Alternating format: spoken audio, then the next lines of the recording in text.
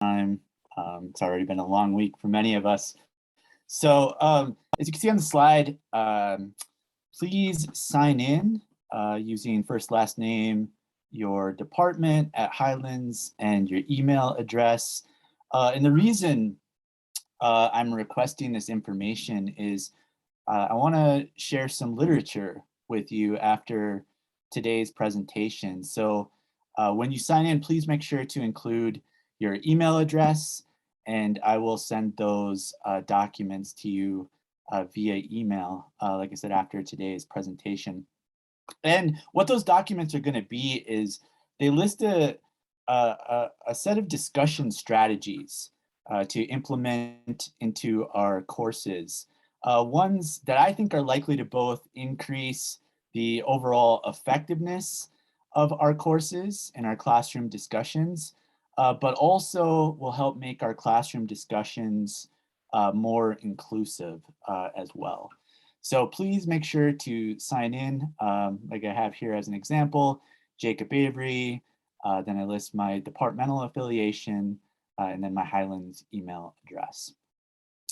So let's go ahead and dive right in.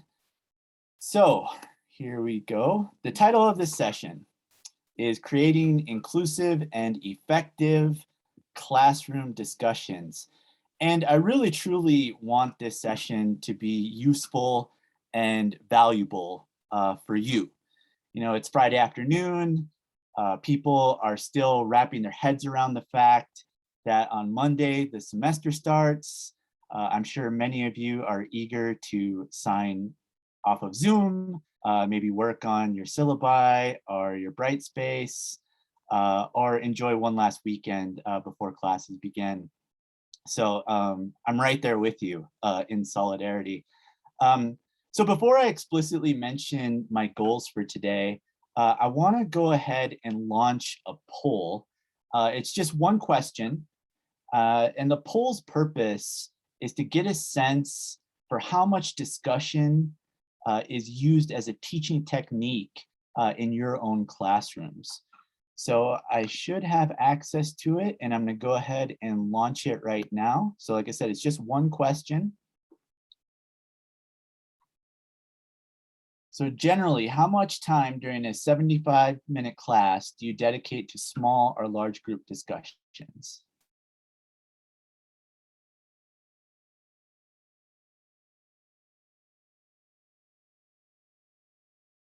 Okay, looks like about half of you have completed the poll so far, going up rapidly, about 71% now.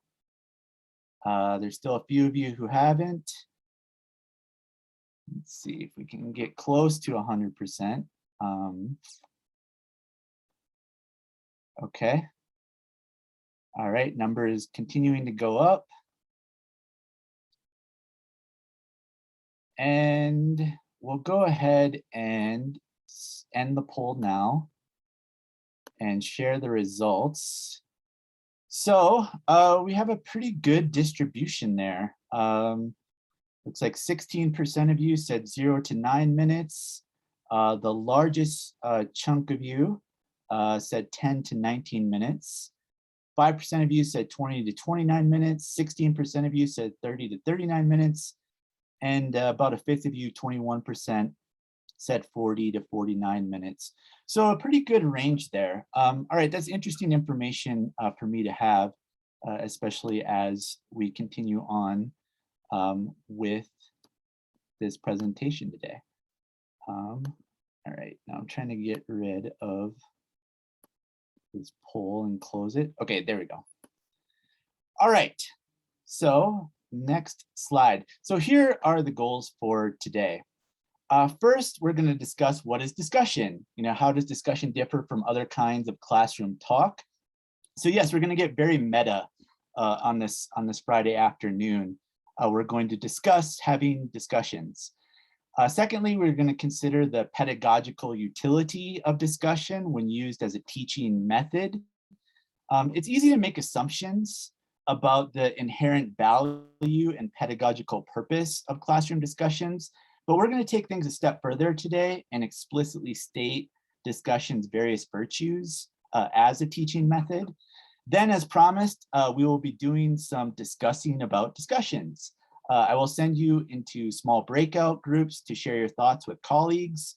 And specifically, we will discuss what characteristic ingredients help make discussions both effective and inclusive.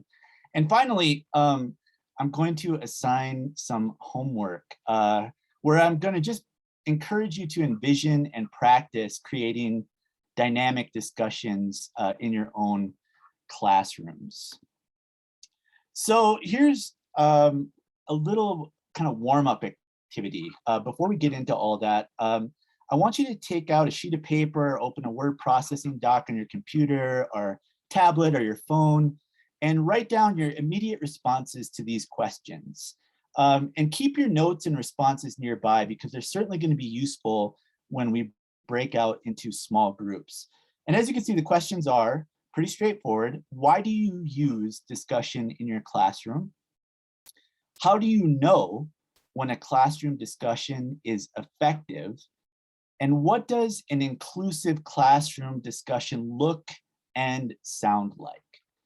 So because we only have 3 minutes, you can do some simple division there, spend about a minute on each question, and then we'll proceed forward. But I'm gonna give you some time to write your responses to those questions.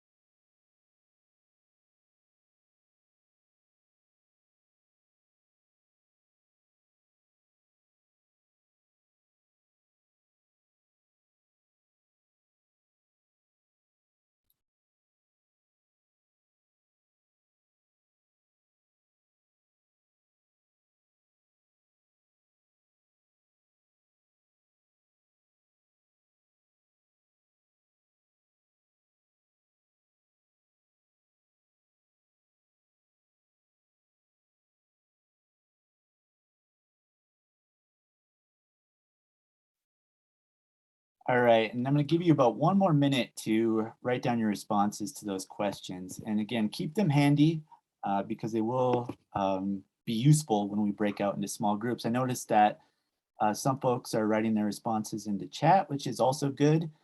Sharing your responses with colleagues in that way, that's totally acceptable and very useful. And so just a little under a minute, finish up your responses to these questions, and then we'll press forward.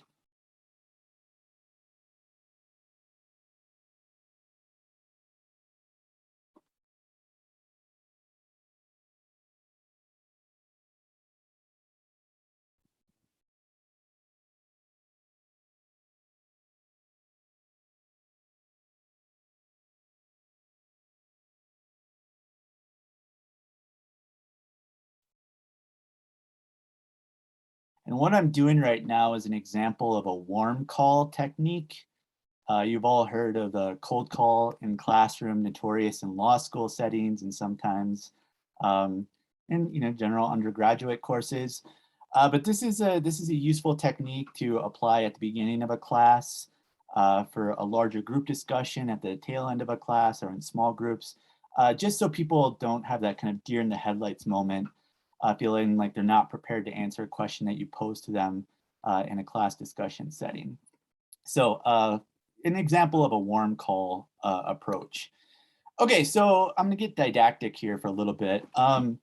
So student and teacher talk, discussion, it plays a major role in the teaching and learning enterprise within college classroom settings.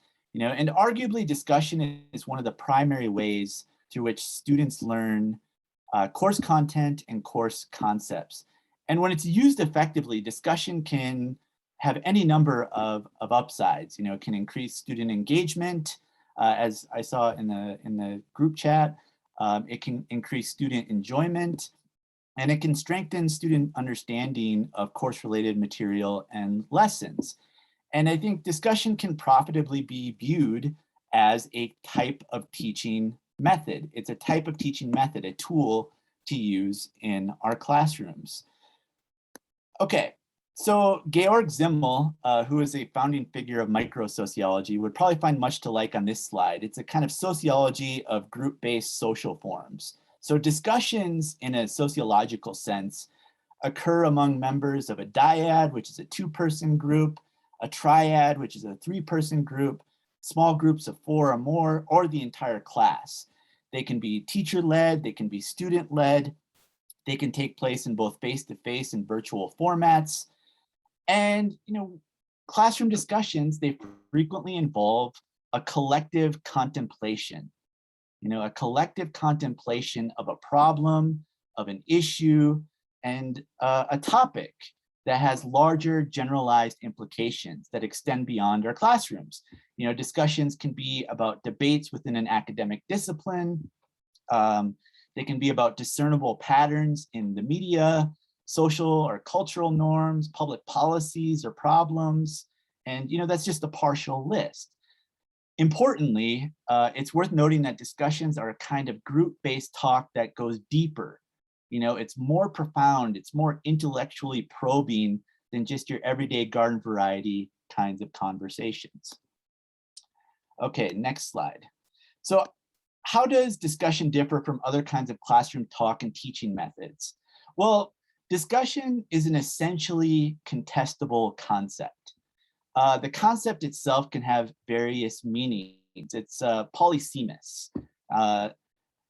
Therefore, I think it's really important for us to kind of clarify for our purposes here what we mean by discussion in the first place. So as an orienting device, I'm using this definition, which comes from Yale University's Poorvu Center for Teaching and Learning, and it states, quote, "A defining feature of discussion is that students have considerable agency in the construction of knowledge, understanding, or interpretation. In other words, they have considerable interpretive authority for evaluating the plausibility or validity of participants' responses," end quote.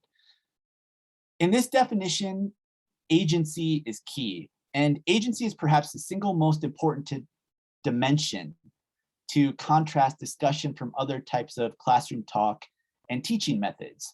An obvious comparison is to contrast discussion with lecture. Discussion and lecture represent two types of classroom talk. They represent two types of pedagogical methods. And discussion and lecture, well, they're not the only types of classroom talk, and they're not the only types of pedagogical methods at our disposal, but they represent two dominant types that can be fruitfully compared and contrasted. So for example, during a lecture, the professor has considerable agency in constructing knowledge in the classroom. The professor, for the most part, has the authority to determine how issues are framed and meant to be understood by the students. But in a discussion, the social roles are reversed a bit. The lecture has one speaker, a discussion has many. During lectures, students are receptors and collectors of expert knowledge, a la Paulo Freire and the banking method of education. And by contrast, during discussion, students can become co-creators and dispensers of knowledge. And during classroom discussions, students can have some say-so in how issues are framed and how they understand what the stakes are. So to reiterate, what makes discussion a distinct pedagogical method and type of classroom talk has to do with agency and interpretive authority. So although I've already alluded to it, we could ask, what is the pedagogical utility of discussion? And here's a useful justifying passage, which is extracted from a 2008 paper by Michaels et al. on deliberative discourse, which was published in Studies in Philosophy and Education. And the authors wrote, from Socrates to Dewey to Habermas, educative dialogue has represented a forum for learners to develop understanding by listening, reflecting, proposing, and incorporating alternative views. So as this passage attests, by participating in educative dialogue, we learn to listen and reflect. And if discussions are going really well, we learn how to thoughtfully consider and synthesize multiple viewpoints. So here's another question that's worth asking. What effect does discussion have on learning? You know, it's one thing to rationalize our use of discussion methods in the classroom, but it's another thing entirely to consider what research-based literature says about discussion's demonstrable effects on student learning. And there's a large and growing body of scholarly literature that delineates discussion's benefits in classroom settings, from kindergarten all the way up to post-secondary educational settings. So when teachers at all levels actively engage students in reflective discussions of what they're studying, this helps them, the students, learn, it develops their understanding, prepares them for independent learning, and these are research-based contentions. And it's hard to take umbrage with any teaching method that could conceivably help our students learn better, that could help develop their higher order thinking and understanding of course material, and that could potentially ignite their passions for future independent study. So here again is that all-important question. What effect does discussion have on learning? So Brookfield and Preskel contend that discussion provides a unique avenue through which knowledge is created. And it's through discussion that students are presented with an opportunity to become co-creators of knowledge while being active agents in their learning experiences. So, and these represent just some of discussion's virtues as articulated by higher education researchers. So on the whole, teachers and scholars who advocate for discussion have done so by justifying discussion's capacity to motivate students to learn. You know, when students are on the hook to speak publicly, that kind of social pressure can be a motivating force to learn the material. They contend that it engages students in higher level thinking, that it improves classroom morale, provides a feedback loop to teachers, that it cultivates positive attitudes toward instruction. And like, you know, that's all fine and dandy as a set of ideals. And the research literature provides a solid empirical rationale for utilizing discussion in classrooms, but let's not kid ourselves. Problems and challenges are going to emerge when we use discussion methods in practice. So in that spirit, I'd like to highlight a couple of issues for you. You could even call them problems I've encountered in my own teaching. So here we go. Here's a moment from my life as a teacher. There I am mid-lecture, and my class today is on social theory, and I'm talking about Thomas Hobbes's idea about humankind's natural condition and the development of the modern Commonwealth. And, you know, I, for one, I'm really feeling it. You know, the points I'm making during lecture are crystal clear in my mind, at least. And all of a sudden, I pause the flow of lecture. I pose a question for students in class to discuss. And I pose the question, and then the question lingers. And then it lingers some more. And I scan the room of students. No hands are being raised. Some students are avoiding eye contact with me. Other students still are writing in their notebooks or scanning their reading, looking for an answer. And I pose the question again, and in turn, I receive more silence. So whenever this happens, I feel a deep, soulful affinity with Ben Stein's character from Ferris Bueller's Day Off. Anyone? Bueller? Now, I'm going to make an assumption that most, if not all of us, have experienced a similar moment during our teaching careers. We pose a question, highlight a dilemma, introduce a provocation for our students, but the discussion doesn't gain traction and momentum like we hoped it would. So reflecting upon that particular classroom scenario that I just described, I can look at my own situation and see how I readily set myself up for failure, especially if my goal was to lay the groundwork for an effective classroom discussion. Okay, so now we're going to go into breakout rooms. But before we do so, I want to establish some basic guidelines for small group discussions. First, briefly introduce yourself by stating your first name and departmental affiliation. Second, please take turns and give each person some space to speak. Third, listen respectfully to one another. And fourth and finally, please stay on topic. So you might ask, what is the topic?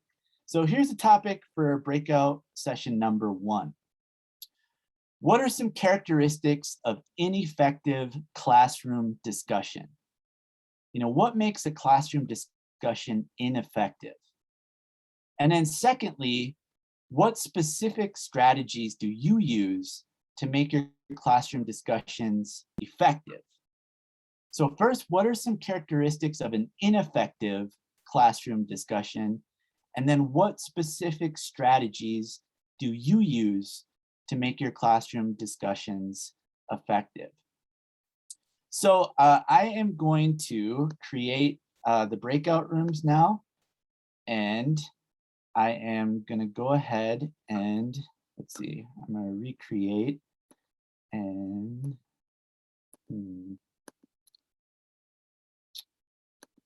looks like there's a fixed number of rooms. Oh, here we go. Getting better. Okay. Perfect. Jacob, I'm going to go ahead and pause the recording until we come back from breakout rooms, okay? Okay, yeah, sounds good. All right, I apologize, that the Zoom kind of cut us off a little prematurely, but if we want to get some voices involved now, that'd be fantastic. In the meantime, can you stop share so we can see everybody, Jacob? Yeah, sure. Thank you. I'll go ahead and at Glory's request. And I was talking to myself anyway as we came out of break. Just real quickly, I was describing the different strategies to make a discussion effective.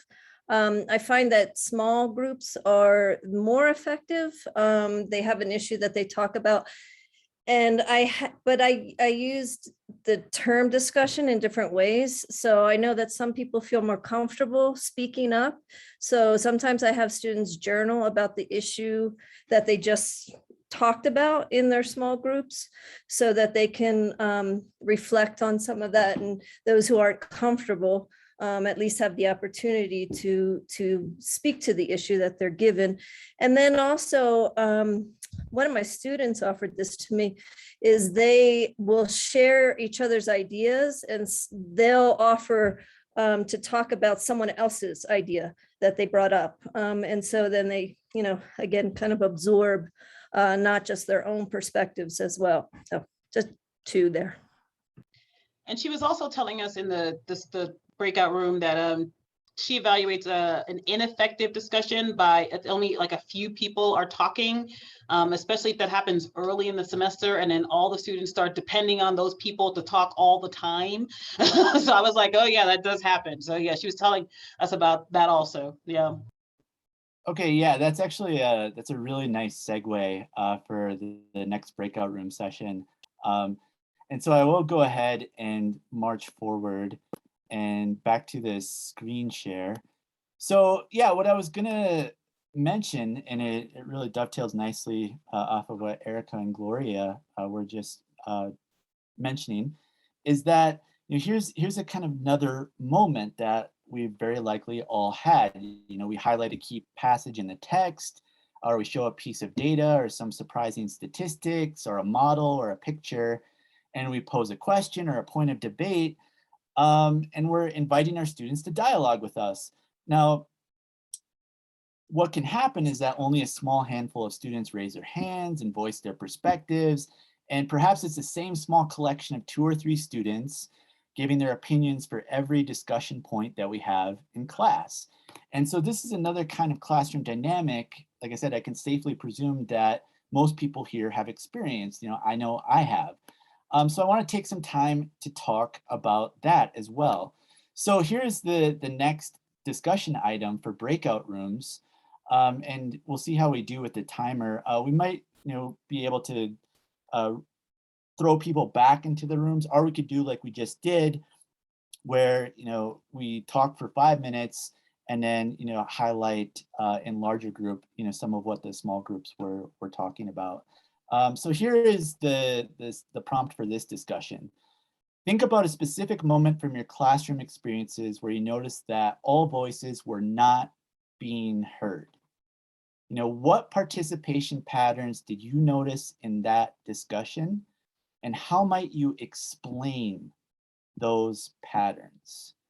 So think about a moment where not all voices were being heard. And what participation patterns did you notice? And how might you explain, thinking theoretically, how are we going to explain this phenomenon? So that's the set of questions I would like to take into the breakout rooms now. And so I'll go ahead and open the breakout rooms once more. And let me look. Jacob, if you click on options, you have the option to change the time limit. Okay. When you open up breakout rooms, it should list everybody in the same room that they were in, and you could just click options, and then it should say breakout rooms close automatically after, and then you can change it to 10 minutes. Oh, And okay. All right. Here we go. Yeah. Okay. So and I'll pause the recording again. Now, I want to thank you for your contributions in small groups. In an ideal world, we would have much more time to allow each group or individual to summarize some of the key dynamics and explanations that you formulated about these scenarios that I proposed. And in an actual classroom, there's a number of strategies we could use. We could do a kind of whiplash technique where we allow each person 10 to 20 seconds to summarize their individual position, or we could do a little bit more of a representative model where you designate a group leader to report back to the larger group, and allowing that person a little more time to establish what the group talked about. So there are a number of techniques, and many of these will be laid out in the literature that I send to you after the session today that you can apply in your own classroom settings. But for the sake of us finishing on time, I am going to press forward. So you could think of this as my limitations slide. What we did today is perhaps best thought of as the beginning of an extended conversation, and we could and should discuss so much more using these questions as our guides. So these are other questions that I think we could have talked about in small groups. So one, in what ways could we quantitatively measure and qualitatively evaluate our students' discussion participation? Important question. Secondly, what rationale do we use when assigning students grades for discussion? What rationale do you use when you assign students grade for discussion? Thirdly, how do our choices regarding curricular materials matter for creating effective and inclusive discussions? And then lastly, I think given the context we're all operating in, it's useful to compare and contrast face-to-face and online. Will the same discussion techniques be effective and inclusive in both kinds of classrooms? So we could have extended discussions about any of these topics, and I think we probably should. So I'm going to conclude by just drawing out some implications. So first, discussion is neither an inherently superior learning modality, nor can it completely replace other pedagogical approaches, including the traditional lecture. So I think in some instances, lecture may be a superior technique to discussion-based teaching methods, particularly if our goal is to present students with large amounts of information in a compressed time period, or if we want students to understand factual knowledge about some discipline-specific topic. Be that as it may, discussion has some undeniable advantages as a teaching method, and I think we've highlighted several of those today. Secondly, effective discussion requires forethought, planning, and clearly articulated goals. So using discussion effectively in the classroom necessitates that we as faculty are intentional about implementing discussion activities into our teaching and lesson plans. This means developing clear ideas about what distinguishes high quality from low quality discussions. And what makes discussions effective or ineffective is a good question that maybe we should all be thinking about. Engaging in forethought and not haphazardly asking questions like I clumsily did with my Hobbes lecture that I mentioned earlier before. That the idea here is that we need to carefully plan our questions and our provocations and be clear with students and ourselves about what our goals are. What is the greater pedagogical purpose of having classroom discussions? Third, there is a complex social psychology that shapes who is participating and who isn't during classroom discussions. And this can slice in a seemingly endless number of ways. It can slice politically between liberals and conservatives.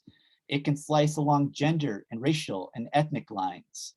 It can slice by those who already have knowledge and experience with a particular instructor and those who don't.